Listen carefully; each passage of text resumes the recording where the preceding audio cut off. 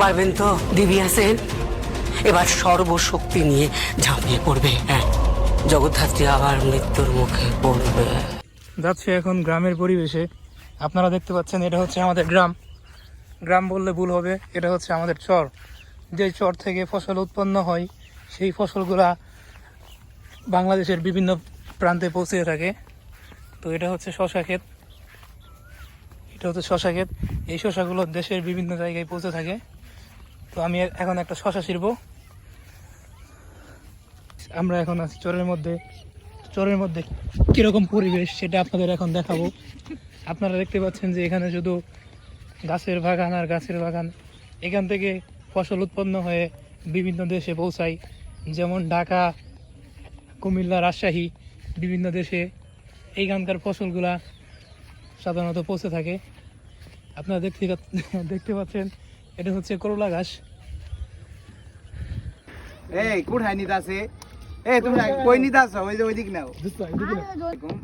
আজকে আপনার ঈদুল আজহা, পবিত্র ঈদুল আজহা। এখন আমরা অবস্থান করতেছি লক্ষ্মীচর ইউনিয়নের মোল্লাপাড়া গ্রামে। এইখানে আমরা যেখানে ভ্রমণ করতেছি একটা নৌকা ভ্রমণ, ছোট একটা ডিঙি নৌকা। আমার আশেপাশে ওই যে ছোট ভাই আছে, বড় ভাই আছে। সাঁতার জানে না, সেও সাঁতার জানে না। ওই পিছনে পিছনে দুইজন, এই এরাও সাঁতার জানে না। মানে তারা আনন্দে ই করতেছে আর কি, নৌকা চালাইতেছে। আমরা উঠে বসলাম, ওদের আনন্দের ভিতরে আমরা শরীক হইলাম। আলহামদুলিল্লাহ ভালো লাগতেছে, কিন্তু ভালো লাগার পাশাপাশি একটা খারাপও লাগতেছে। এই যে পাট ক্ষেত না, লাইলে বলে না, গ্রামের ভাষায় কি বলে? পাট ক্ষেত, মানে গ্রামের ভাষায় হ্যাঁ।